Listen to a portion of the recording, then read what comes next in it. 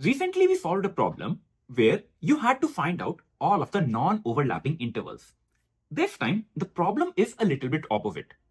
You are already given non-overlapping intervals, and then you have to insert a new interval in between them. The end result should be the same. You should still have non-overlapping intervals available. You need to merge the interval. So let's see how we can go about it. Hello friends, welcome back to my channel. First, we'll go over the problem statement and then look at some of the sample test cases. After that, we will go case by case and look at all of the different scenarios possible. There are some edge cases that you need to be careful about. After that, as usual, we will also do a dry run of the code so that you can visualize how all of this is actually working in action. Without further ado, let's get started. First of all, let's make sure that we are understanding the problem statement correctly. In this problem, you are given an array of non-overlapping intervals. Now, it is already guaranteed that all of these intervals are non-overlapping. And what does an interval actually mean? An interval is defined as a start point and an end point. And you can assume them to be on a timeline. For example, I have my first test case over here. Now, I have these two intervals available. To plot them on a timeline, my intervals will look something like this. The first interval is between 1 and 3, and the second interval is between 6 and 9. This is what is given to you. In this problem statement, what you have to do is you need to insert another interval such that all the resultant intervals do not overlap. And you're allowed to merge intervals if necessary. So over here, I have one new interval available. That is 2, 5. If you try to plot this interval, it will look something like this. Notice what is happening over here. This interval isn't overlapping with anything. But if you look at these two intervals, they are now overlapping. To find out the result to this problem, you have to merge intervals in such a way that when you give me the result, the final output should have non-overlapping intervals. So if I am able to merge both of these intervals, how will my final result look like? If these two intervals get merged, I will have one interval from 1 to 5 and then another interval from 6 to 9. And this is supposed to be my final answer. You need to return your result something like this, 1, 5 and 6, 9. This was a very basic test case. Now let us look at a test case which feels more generic.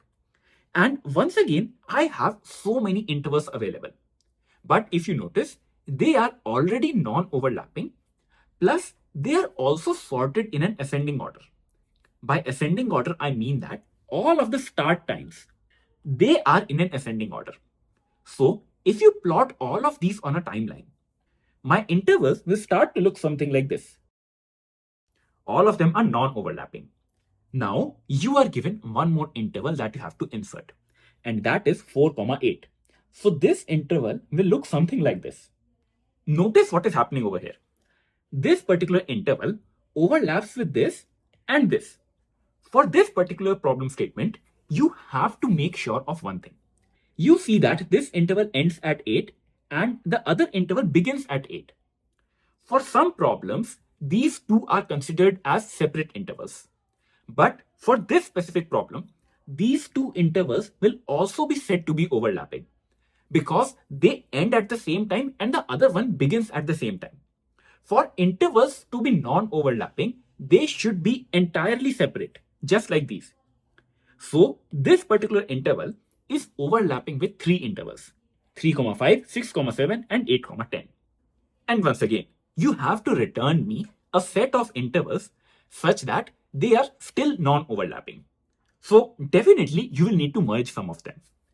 What if I merge all of these four intervals? I have the original interval 1, 2 still available. Then I will have an interval 3, 10. It has covered all of these overlapping intervals. And then I have my last interval as it is, 12, 14. So what did I get? Instead of 5 non-overlapping intervals, I only have 3 non-overlapping intervals now. So for this particular test case, my answer will be this: 1, 2, 3, 10 and 12, 14. So that's what you have to do in this problem statement. If you feel that the problem statement is now even clear to you, feel free to first try it out once again. Otherwise, let us dive into the solution and look at the different possible scenarios you can have over here. I would say that whenever you see problems on intervals, they are a little bit different because there is actually no brute force way to approach them. You can be confused and you may not know, okay, where to even begin. That's why in such problems, it is better to realize, okay, what all different type of scenarios are possible. So first of all, I will have a very generic test case. Just look at this example. I have two intervals available, 1,5 and 6,9. And then I have to insert this particular interval, 2,4. Why is this case very simple? Let us try to plot these intervals. Now look at the interval that I have to insert. I have to insert an interval that is 2,4. If you notice, this test case is very simple because this new interval that you have to insert, it is already smaller than one of the intervals that you have. So this case actually remains unchanged. If you have to return me the answer would still be the same as the input. I have my two non-overlapping intervals available and this new interval just got merged in. This is a very basic scenario and we need not worry about it. This brings us to the next case. Over here, you will have two different intervals where only a part of them overlaps with each other. So have a look at these two intervals. And I will still insist, whenever you see problems like this, just try to plot it out. If you look at these intervals on a timeline, I have 1,3 and then I have 6,9. And what is the interval that you have to insert? That is 2,5. It is quite clear that you just cannot insert this interval anywhere. You will have to merge this interval with some other interval, correct? An efficient approach could be that you start from the beginning and then you find out that, okay, one of your interval starts over here. And then before this interval ends, if you find any other interval that has already started, it simply means that you have to combine them. And up till what extent do you combine? You will keep on going further until and unless either this interval ends or some or the other interval ends that is amongst all of your intervals.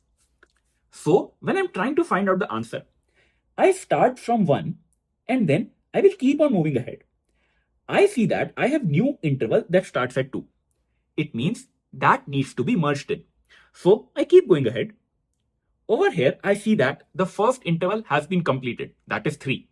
But the overlapping interval still continues. So I need to keep going ahead. I reach over here at 5 and that is where I stop.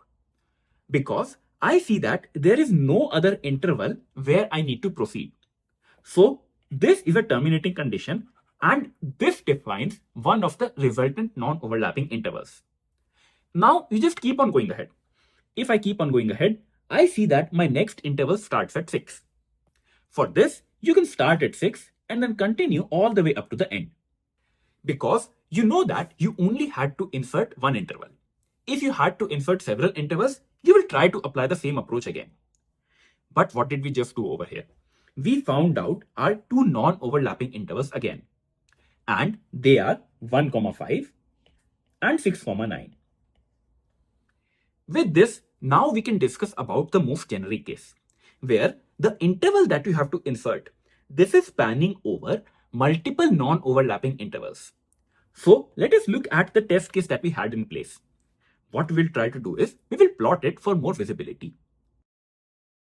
All of them are non-overlapping, and then you have to insert an interval that is 4,8.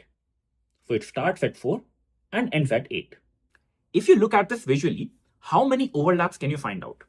You have one overlap over here, a second overlap over here, and then just for this particular question, this is inclusive of 8. If an interval ends at 8 and the second interval begins at the same point, we call them to be overlapping. It is a very good idea that whenever you have questions on intervals, just make sure of this constraint. I have seen this many times that your test cases will keep on failing because you are just missing this specific scenarios. Some problems consider this as an overlap, where some problems will say that yes, this is not an overlap. So just clear it out in the first place. So based upon what we discussed, how can we find out the final result? You start from the very beginning And then you will try to find out all of the intervals that are available to you. So first of all, I have an interval that begins at 1 and it ends at 2. I do not see any overlap over here, so that's it. I stop. Next, I start at 3 and I will keep on going ahead. But before this interval ends at 5, what do I see? I see that there is a new interval that starts at 4. It means I cannot stop over here and I have to continue. When I continue, I see this interval is still going because this interval ends at 8. If you keep going ahead, I see a new interval that is 6. 6 is still less than 8. So you need to merge it and keep going ahead. The interval ends at 7, which is still less than 8. So just keep going ahead. Then you encounter the end of this interval, and that is 8. But the other interval begins at 8. So it is still overlapping. And where does this end? This interval actually ends at 10. So you extend all the way up to 10, and that is where you stop. Because after that, you don't have any interval available. For the result, however, you need to keep on going ahead and find out all of the remaining intervals as well. I have one last interval available at 12,14 and then I included 2. So this is the basic approach that we'll try to follow. Just start from your intervals. If you don't find any overlapping intervals, just keep on adding them to your result set. As soon as you find an interval where you might have an overlap, then take the minimum of all of the overlaps and the maximum of all of the overlaps. That will give you your entire merged interval. So that is what I said. First step is to find out all of your overlapping intervals. You found out that, okay, I have 4 overlapping intervals. To find out the effective interval, find the minimum of the first interval and the maximum of the last interval. And that will be one entire block. After that, take all of the remaining intervals available and add it to your result. This should give you the final answer in an order of n time complexity because you're traversing your entire array only once. This method will give you a correct answer every time. However, there is one last edge case that you need to be careful about. If you have been noticing carefully, we discussed all of the cases where you had overlaps. But what about a case when there are no overlaps at all and you have to actually insert an interval? Now, this interval could be inserted anywhere, in the beginning, in the very end, or in the middle. The middle scenario actually looks very intuitive. But what about the edge cases? So, for example, I have this test case with me. If I try to plot it out, what do we get? I have one interval 1, 4. Then I have another interval 6, 7. And the interval that I have to insert, that is 8, 9. What is the result that is expected over here? The problem states that you have to return me intervals such that the new interval is inserted and all of the intervals are still non-overlapping. So the answer for this test case will be 1, 4, then you will have 6, 7, and then you will have 8, 9. In a way, you can say that whenever you have an interval that does not overlap with any of the rest intervals, that is the only case where the number of elements in your resultant output will be more than the number of elements in your input set. You can see that I will have 3 intervals in my final set. And the answer to this test case will be 1, 4, 6, 7, and then 8, 9. So that is the only edge case you need to be careful about. And it goes without saying that this particular interval could be anywhere. I inserted it at 8, 9, but you could have a scenario that looks something like this as well. So you have one interval that is 1, 4 and then 8, 9. And then you had to insert another interval between 6, 7. That's the same case, right? Your resultant output will again have 3 intervals, which is one more than the input set. So based upon all of this observation, let us quickly do a dry run of the code. On the left side of your screen, you will have the complete code to implement this solution. And on the right, I have the same input test case that is passed in as an input parameter to the function insert. What is the first step that we do? First of all, we create a result array. So this is gonna store the final result where I have all the non-overlapping intervals. And if you notice, my length is the actual input length plus 1. because of that edge case I just told you, right? Now we can begin all the manipulation. So first of all, we are gonna add all of the intervals that end before the new interval actually begins. So you can see that the new interval actually begins at 4. So if I have any intervals before this, I can just add them to my result set, right? For example, if you look at 1, 2, this has nothing to do with 4, 8 because I know that all of these intervals are non-overlapping and this new interval doesn't even overlap. So I can actually take it and add it to my result set straight away. So far so good. And now look at the next interval that you have, 3, 5. This interval ends at 5 and the new interval that you have to insert, it begins at 4. That is how you can identify that, okay, I now have overlapping intervals. And it means you have to do something now. But what do you do? What I need to do is, I need to merge all of the overlapping intervals. And to merge all of these intervals, I will have a collective new interval available, which will have a starting point of its own and an ending point of its own, right? And what did we just identify? I have found out that this is an overlapping interval. So, if you remember, what was the starting point of the final result? The starting point will be the minimum value of all of the overlapping intervals. So, that is what I will try to do in this while loop. I will keep on iterating over all of these intervals until I am overlapping. And for every iteration, I will try to update the minimum value and the maximum value. So right now, out of 3 and 4, what is minimum? 3 is minimum. So basically, I am defining a merged interval where 3 is the starting point. And then you keep going ahead. In the next iteration, you find the interval 6, 7. This interval is still overlapping. So you are gonna try to find out the max value. So either your merged interval should end over here or your merged interval should end over here. So if I do not have anything further, then I can end my merged interval right over here at 8, right? Because there is nothing ahead and I can stop. So my merged interval will have an ending point of 8, right? But you have more values. So in the next iteration, I encounter 8, 10. We consider this interval to still overlap because this value is same. So once again, you need to update the max value.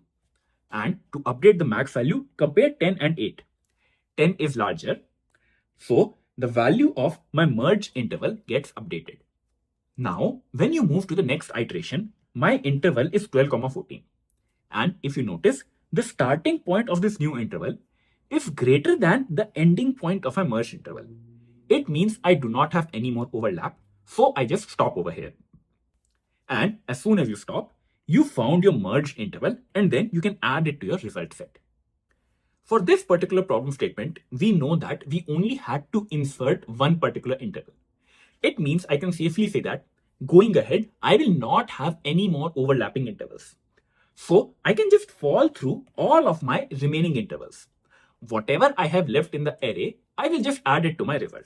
So I have 12, 14 available and I am gonna add it to my result set. So finally, you have your result available and then you can simply return this. The time complexity of this particular solution is order of n because you are iterating through the array only once and n is the number of intervals over here. The space complexity of this solution is also order of n because you need that extra space to store all of your new intervals. With problems like these, I have often seen that as soon as you visualize them, they become really easy to solve. Because once you are able to distinguish the different intervals and plot them on a timeline, you know where to start. It gives you an idea that, okay, maybe you can look at some of the starting points. Maybe you can look at the end points. Maybe you can sort something.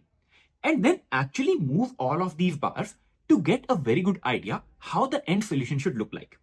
And it was exactly the same with this problem.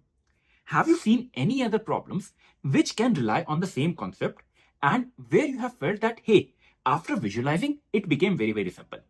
Tell me everything in the comment section below and I would love to discuss all of it with you. Also, let me know if you had any problems while going throughout the video. As a reminder, if you found this video helpful, please do consider subscribing to my channel and share this video with your friends. This really keeps me motivated and I can make more such videos. Also, a huge shout out to all of the members who support my channel. You guys really keep me going. And as a member, you do get priority reply to your comments and early access to new videos as well. Stay tuned for my upcoming videos. Until then, see ya.